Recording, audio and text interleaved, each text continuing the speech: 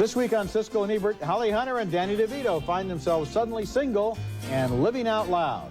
Skinhead Edward Norton and Edward Furlong incite violence in American History X. And mercenary James Woods is on the prowl in John Carpenter's Vampires.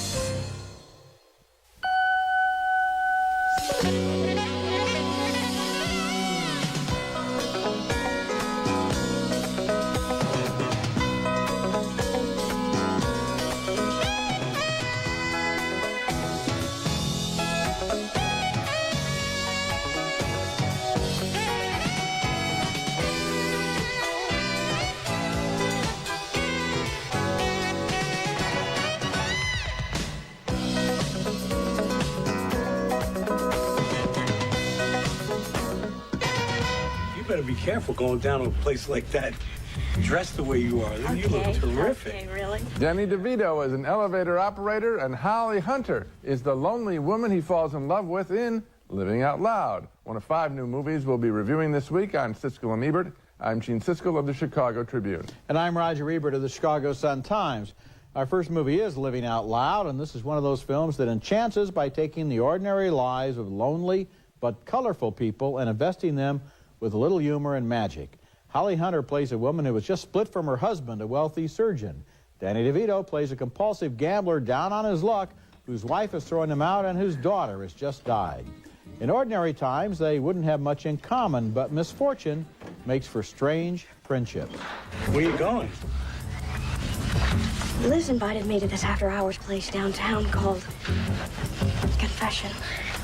Oh, it's somewhere in the Meat District. Oh, you look amazing.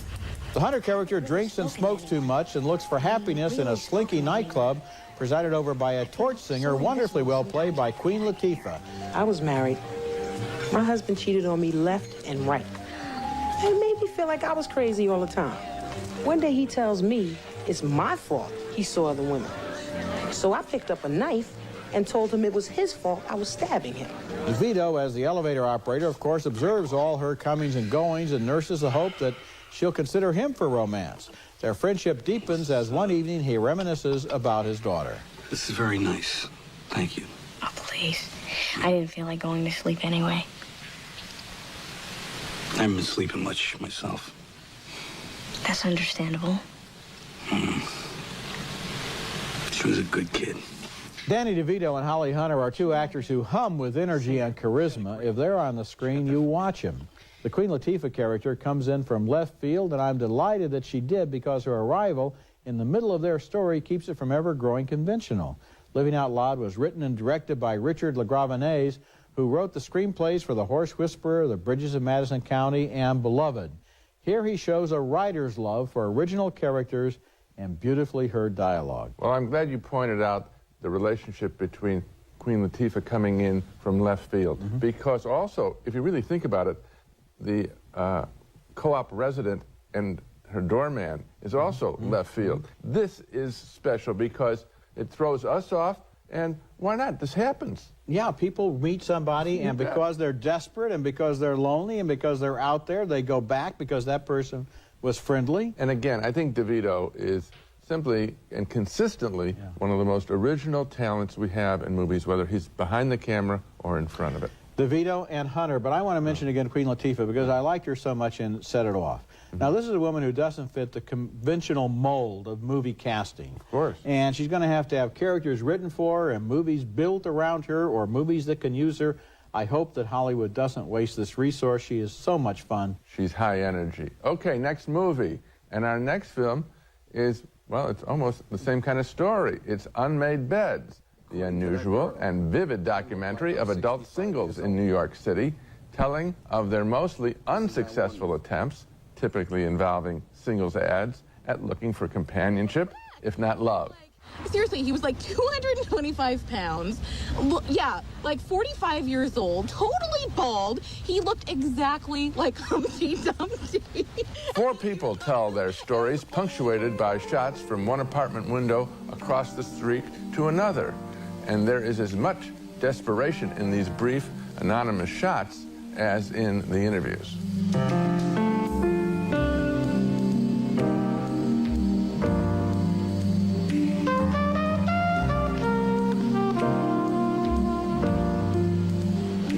director Nicholas Barker assisted his cast in reciting their most colorful anecdotes and opinions. Now that's forbidden in the news business. We call that staging, but it's not lying. Take the case of Brenda, who complains that the men she meets just want to show her their sexual organs. But in an earlier soundbite, she makes it plain that all she really wants from men is for them to show her the money. And really all it is I just want a man to give me money, help me with the things I need, and go away. In return, you know, we'll have sex a couple times a month, like maybe 4. The most intriguing guy we meet, I think, is Michael, a 40-year-old bachelor who defines himself by his height, only 5'4", and he is starting to panic. So I always say something like this. Here's what we do. Get together in a public place for a cup of coffee. If you take one look at me and find you want to projectile vomit, just come over and say, listen, I don't think this is going to work out. Good night. And I'll say, no problem, good night. We both go home intact. Now, I think a sense of panic is detectable in each of these characters, and they would all do well to recognize it and delete it. Nevertheless, I enjoyed meeting them, and on that basis, and that director Barker has actually documented something. Social despair in the 90s, I give thumbs up to Unmade Beds. I liked a lot of the movie. I'm giving it a marginal thumbs down because I think he didn't know where to go with it. It just kind of goes around the 4 characters, shows some windows, goes around the 4 characters, shows some windows. By the end of the movie, it has outstayed its welcome. But what I found interesting, because I heard Barker speak after it was shown at a film festival, is that the whole movie was scripted. He interviewed them. He started with 400 people, got 4, interviewed them, wrote their scripts.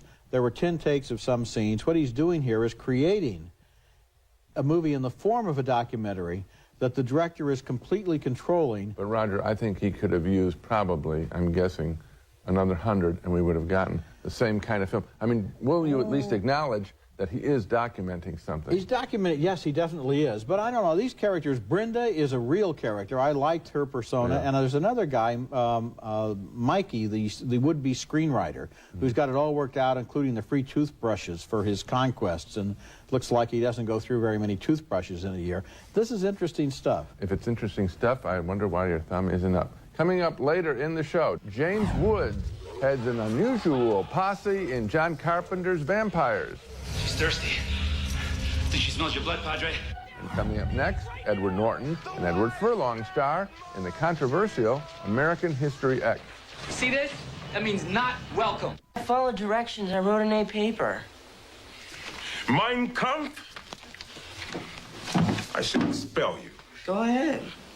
Edward Furlong plays a high school student and junior skinhead who gets in trouble for praising Adolf Hitler in that early scene from American History X, which tells the story of how that kid follows his older brother, played by Edward Norton, into a skinhead gang in the Venice Beach area of Los Angeles.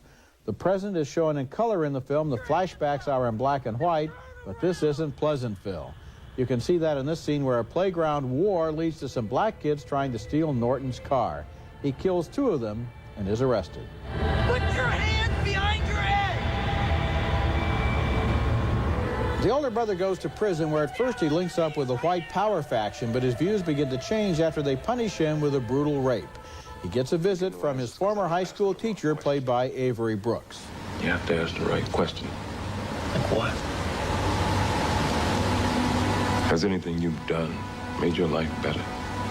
Out of prison, the older brother wants to close the book on the skinhead chapter of his life, but his kid brother is still very much a gang member, and the local cops and high school authorities still see him as influential in the skinhead scene. I mean, do you know what you're asking me to do? Do you really know? Yes, I'm asking you to do whatever's in your power to do. American History X is a powerful and ambitious movie that contains strong performances and compelling individual scenes, but it somehow never achieves takeoff speed. Too many scenes have to function as band-aids for the plot.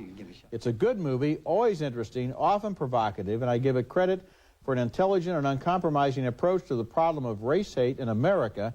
I'm recommending it, but it has the potential to be great, and I don't think it quite achieves it. Well, I think it does, and I think the key scene in how he became a skinhead is that dinner table scene where the father rails against affirmative action. So we see it, that hate, as the phrase goes, you have to be carefully taught. Yeah, but you know, that's the very scene that I'm objecting to, because that appears to be the first time the father has ever mentioned that to the son. The son doesn't know his father thinks like that until the father brings it up. And this comes apparently only days or weeks before the father's death. It's not as if he has been raised for 17 years like that. So the scene reads like it was written because they felt they needed some quick explanation. Well, I think we also can see the just the camaraderie of, you know, the beach scene and belonging, and this is a kid who's lost. He doesn't have two parents in his house, you know, wearing a badge, even if it is a swastika, whatever.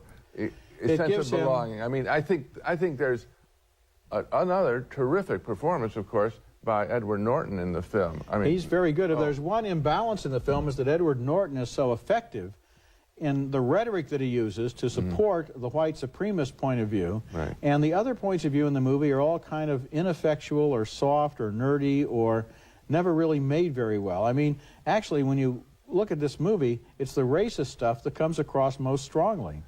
Except by the end of the film, I think it is very, very clear. I mean, it's been building to a very logical conclusion, so that I think the film is actually a very powerful document, and there's real tension in this picture. There are individual scenes that are first rate. I just don't think it was all quite pulled together. I do. Coming up next, the Vatican sends James Woods in search of the undead in John Carpenter's Vampires.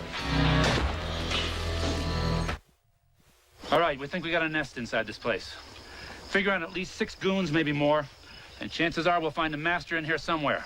James Woods leads a team of vampire slayers in the exciting new picture from the director of the horror classic Halloween, who has so many admirers of that film and its success that he now gets his name in the title of the pictures he makes. So this one is technically called John Carpenter's Vampires, and it's so exciting it should only enhance his reputation as a horror director. Of course, it helps to have James Woods on your team when you want to make a high-energy movie, as the vampire hunter faces off against a vampire master, the evil Valak, who controls a nest of bloodsuckers. For 600 years, I fed on your kind at will. The story is actually a good one. Both Valak and the James Wood character are trying to get their hands on a wooden cross used in an uncompleted ceremony that could give vampires the ability to remain powerful even in the sunlight of daytime. See the spiral pattern? Yeah. If you time sequence all the encounters, you get a logarithmic pattern, ever widening. It's a search pattern, Padre. They're looking for something. You know what it is? I heard stories when I was young. Something about a black cross. The other key reason this picture works so well is that there isn't a single teenager in the cast. It's not juvenile in any way. All of the vampires and their hunters are portrayed by adult actors who play the situation seriously. So, no haunted high schools, no giggling, no drinking beer in the cars, no skinny dipping in the local lake. All this helps make John Carpenter's Vampires a rousing entertainment. It is properly rated R for rough language and scenes of intense bloody violence and dismemberment. But I enjoyed it within that context and give it thumbs up. I'm not giving it a thumbs up, although I share your delight that it's not another teeny bopper movie. Right. I mean, getting so tired, really, of teenage vampires. But on the other hand, this intriguing idea, which is that the church has given up on holy water and crucifixes and priests and prayer and just hires mercenaries now to winch these guys out into the sunlight and machine gun them and watch them go up in flames. That could have, I think, been dealt with a little bit more instead of just being the window dressing in a movie that is essentially just a shooting gallery in which you get, you know, one scene after another of vampires and their hunters being hacked to pieces, shot, and dismembered and so forth. In interesting ways. For example, we haven't seen self-immolation lately. I don't think this year, have we? When they get out in the daylight. Is this a job for adults? Two of us deciding, how long has it been since we've seen self-immolation in the movies? You know, they all look like they have Roman candles in their pockets. Somebody did a little research, I guess, and they found some new gimmicks, and it works. Plus, you've got James Woods spouting off. Well, he jacks up this picture so that it never lags. I'm not giving a thumbs up. I'll concede that it could be considered in some circles as a guilty pleasure. Oh, he's getting close to agreeing with me. That means in 2 years you'll come around to my opinion. We will see in 2 years. Okay, our next movie is The Celebration, a harrowing Danish film about the total meltdown of a completely dysfunctional family. Director Thomas Vinterberg won the jury prize at Cannes for this film, which plays like a drama but lays it on so thick that sometimes we suspect we're watching a very, very, very dark black comedy. The action begins as family members gather at their father's country inn for his 60th birthday celebration. Here's the youngest son, alcoholic like many if not most of his relatives, engaging in what seems like the familiar ritual of blaming his wife for everything. Jeg ved ikke, hvad der kan, hvad der ikke kan. Man kan godt være. Jeg går ikke til fest med de her sko. Og er fuldstændig sindssyg, mand. Hvad med, at du pakker dine egne ting, hva'? The oldest son stands to make the first toast, and the fireworks start. Men allerførst vil jeg gerne holde en lille tale. Jeg har skrevet 2 taler. En er grøn og en er gul, og du kan selv vælge, hvad for en det skal være. The elder sister's black boyfriend arrives and is insulted by her younger brother, who is now even more drunk. Listen here, we don't need any music, you know. No trumpet. No trumpet, you have to go home. I give you 500. It's also for the taxi, you know. What? You go home now, no music. Hey, listen, I'm not here to play. I'm invited. Yeah. Vinterberg tells his story with a raw documentary immediacy, shooting on location using a handheld video camera and natural sound, all reflecting a dogma manifesto which he signed with fellow Danish director Lars von Trier, which essentially seems to boil down to, let's make movies just like John Cassavetes did. The story is harrowing for its characters, but oddly entertaining for the audience. The Celebration is not really seriously disturbed by its painful subjects, but uses them as landmarks in a grotesque comedy about the family reunion from hell. I wasn't laughing that much. I was fascinated by this imperious father who has had this generational impact, and you almost wonder who his father was.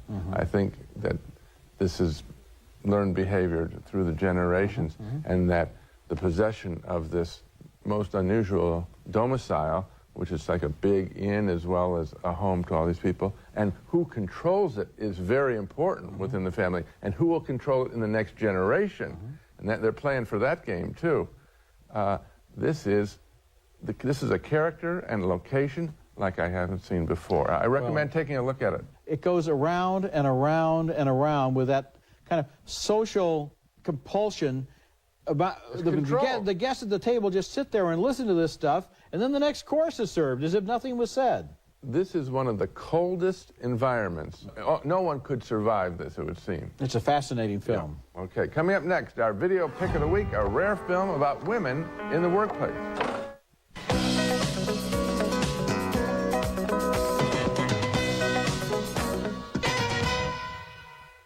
My video pick of the week is Clock Watchers, in which we follow an excellent cast of actors playing temporary workers who get in each other's ways emotionally and physically. Toni Collette, Parker Posey, and Lisa Kudrow co-star. Credit. Could you hand me a pen, please? Look, you know what? I'm all out. Mine keep disappearing. I can't even find my Jack Shelburne. Here, you can take mine. It's not very sharp, but you can have it. No, that's all right, Irish. You need it. Just take a look at the desk in front of you, please, Paula. I am not about to go picking through somebody else's desk.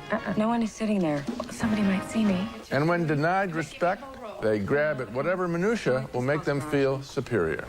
I think we should go on strike.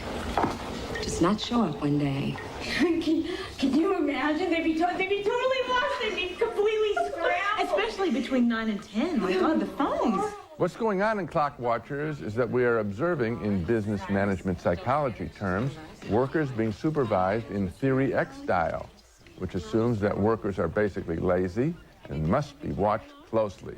The more enlightened approach is called Theory Y, and that presumes that workers want to make a contribution and welcome a chance to work hard and be creative. Maybe the same cast should return in a Theory Y version of Clock Watchers. For now, I recommend the highly original Clock Watchers, just out in video stores, my video pick of the week.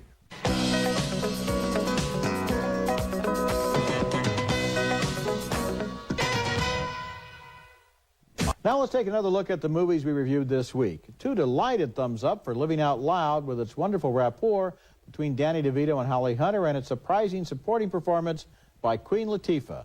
A split decision on Unmade Beds, the story of lonely singles in New York. I thought the story got stalled, but Gene felt director Nicholas Barker accurately captured social despair in the 90s. 2 thumbs up for American History X, with strong performances by Edward Norton and Edward Furlong as skinhead brothers. We split on John Carpenter's Vampires. I thought it was basically just a gore fest, but Gene liked its energy, and he especially liked James Woods' performance. Oh, yeah. And finally, 2 thumbs up for The Celebration, the very, very, very dark black comedy from Denmark about a family reunion from hell. Remember, you can hear our reviews on the web at Siskel-Ebert.com, and we're working on that Macintosh Internet Explorer problem. Next week, we'll be back with reviews of more new movies, including The Siege, a political thriller starring Denzel Washington and Bruce Willis, and also The Waterboy, a slapstick football comedy starring Adam Sandler. That's next week, and until then, the balcony is closed. From Jennifer Convertibles and Jennifer Leather, it's no interest, no payments, no down payment for 1 year at Jennifer Convertibles and Jennifer Leather. Now there's a new Monostat that cures a yeast infection with a soothing cream. Introducing Monostat 3 Cream from the #1 doctor-recommended brand. Introducing Suave antibacterial hand soap. Now you can kill germs and moisturize as you wash your hands of high prices. Suave. Don't you look smart? Nothing tastes like popcorn cooked in a pot on the stove. Except, new home-style microwave popcorn from Pop Secret.